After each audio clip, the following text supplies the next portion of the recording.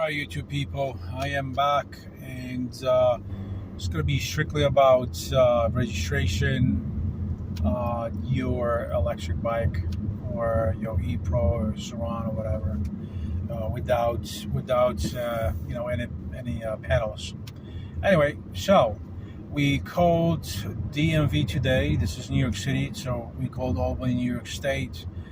And God, let's just say that the person I talked to was fucking completely lost, which I am not surprised. I knew that I'm not going to get any answers, but just to kind of like see where I'm standing, or where we are all standing with these pegs and no pedal kids, Pro, and of course, some people would like to register their e-ride pros or any other things where you can legally either cross the bridge or do whatever it is that you want to do, right? So we called up the DMV, and I at the beginning I said, I got an electric bicycle that I want to get plates for, right? I want to register, I want to get a title, blah blah blah. Of course, no. No, the guy didn't even want to hear me. I says, you know what? You're stuck on a bicycle. Let's just talk about electric moped, right? No. I says, okay, let's forget about electric moped. Let's talk about motorcycle. Oh, yeah, sure. Well, the whole thing is motorcycle is required to have a bunch of different things like tail light, brake light, signal lights, high beam, low beam, hydraulic brakes, so on and so forth, right? Half of it we are missing. All right, great. Conversation continued for about 20 minutes or so, and I was like, what is the difference between an electric bike or bicycle and electric motorcycle? Obviously he was lost. No, so that tells me right away that the guy doesn't know what he's talking about, because there is lots of electric motorcycles that even Harley, you got Zero electric bikes. You have thousands of different electric bikes that get registered all the time, whether it's New York City or California. Lots of times, California, because the gas is so expensive over there, right? All right. Well, what I did find out is that, and that wasn't from DMV, that was actually from somebody that used to work at DMV here in New York City. He told me that you can register your bike, your e-bike, whatever you want to call it. We'll call it e-bike for the purpose of this video. You can register it as ATV. Now, you'll probably ask me a question. Why the hell would you register your bike as ATV, since you cannot ride ATVs on highways and streets and so on and so forth? And I says that is completely correct. However, when we buy these electric bikes, we don't get titles, we don't get registrations, we don't get anything of that nature, right? So what is, if you were to, let's say, ask proof that this bike is yours, other than bill of sale or receipt from a store that you purchased it, right? You have no way to do it. There's no way for you to prove the ownership.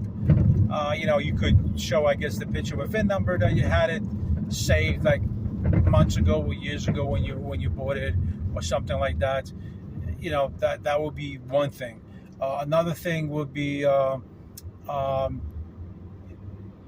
registering the bike as an ATV, even though you can't take it on a road, you can't take it on a highway. You could actually get plates and registration papers for your e-bike as ATV. Is that going to help you take it out on the road? No. I guess if I was a cop and you had registered electric bike as an ATV, he might look at the other ways as well. I know it's not an ATV, it's not a three-wheeler, it's not a four-wheeler, it's a two-wheeler, and it mimics a bicycle, right? So the reality is that actually might be our final destination of just getting the documentation created, where you register the bike as an ATV and go from there.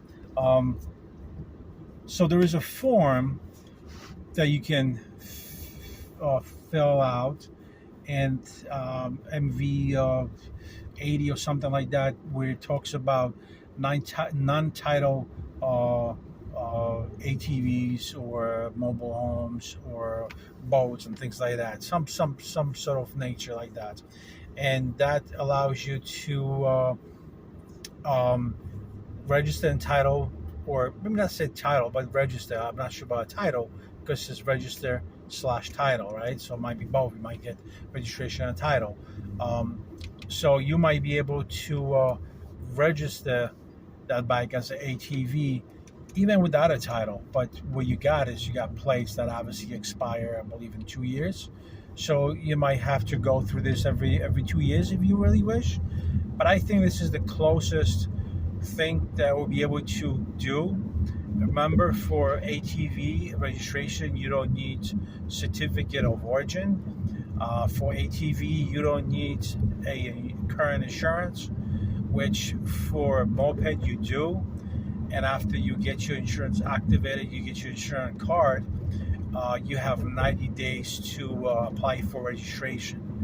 Now, in my case, let's say I can't register, I would have to pretty much stop paying my insurance or just take the insurance off, which kind of sucks. You do have bicycle insurances, and you could do it that way. I don't know how legit these private companies are of paying you out or paying you back for anything, whether it's an issue or not. We don't know. We haven't seen any reviews on that purpose, but hopefully soon, and hopefully soon, the E-Pro is going to come out with pedal kits. But right now, I'm actually sitting in the traffic, so I'm going to say goodbye to everybody. Like, subscribe, comment down below. Definitely share with your friends that you can do your E-Ride Pro as ATV, and that's not a problem. So until next video, take care, guys.